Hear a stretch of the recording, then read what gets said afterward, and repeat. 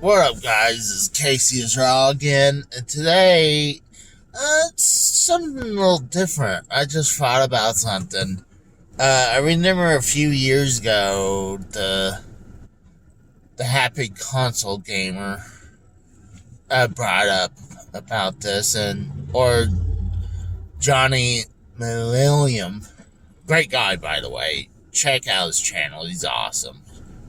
I met the guy in person, too. Oh, nice guy. So, right now when I heard him turn 40 and did this, I was like, wow, you can be, not saying he doesn't look old at all. He looks good for his age. Especially with the beard, he looks great for his age. A lot of times for me, I look younger without the beard or the goatee. But sometimes it does, I'm not gonna lie, it does feel a little weird doing podcasting and playing video games online. I don't feel like playing video games is weird. But it's amazing nowadays, back in the 80s when you hear, oh, video games is a child's plaything. And then for those people who grew up in the 80s and became like adults in the early 90s, they kind of stopped playing video games because it was a child's thing. But when I was young, as a kid in the 80s, and I was growing up in the 90s, I was still playing video games. It was a big part of my childhood. It's not like I didn't do stuff outside from that. I played baseball for like 11 years. And I played a lot of stuff outside. But honestly, it's like video games is now a type of media. It's more acceptable nowadays. That's why you see them, like the PlayStation 4 and the Switch break 100 million consoles. They're pretty more acceptable. I mean, video games itself is an art. And then you look at the box is art. The label is art.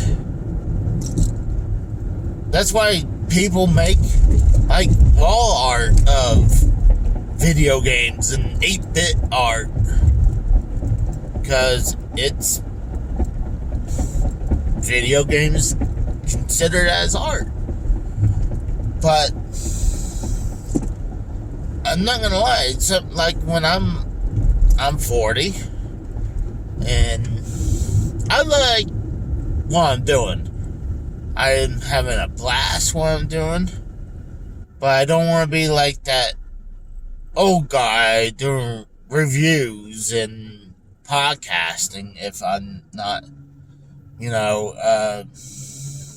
I'm past my prime. I mean, I wish I had started a lot sooner than I did.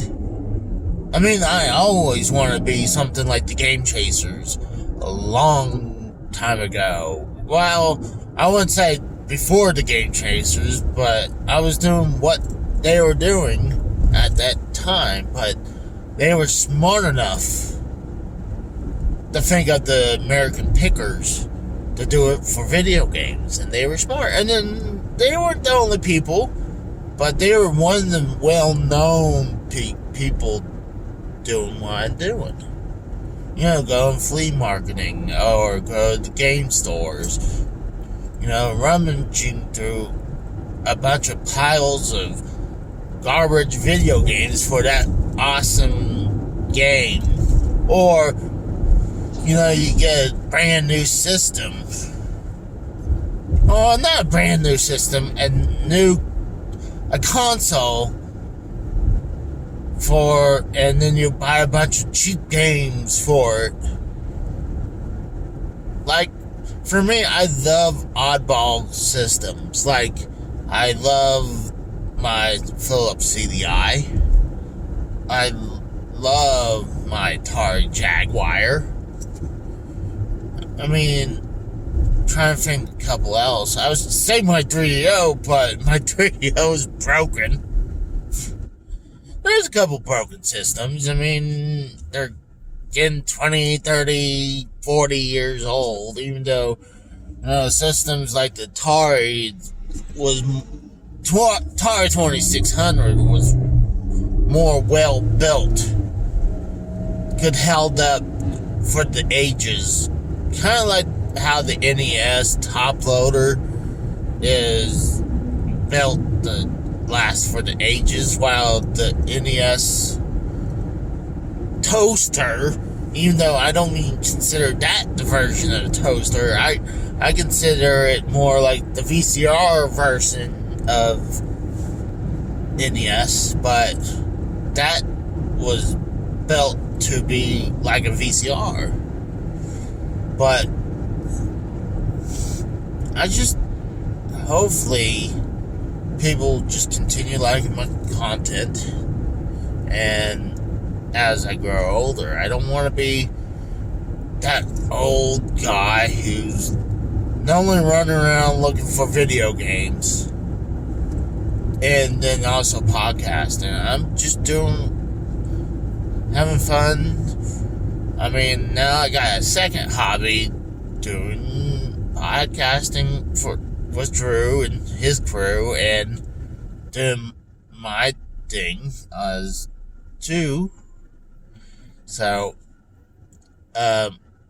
this was gonna be a short video. I just thought about it.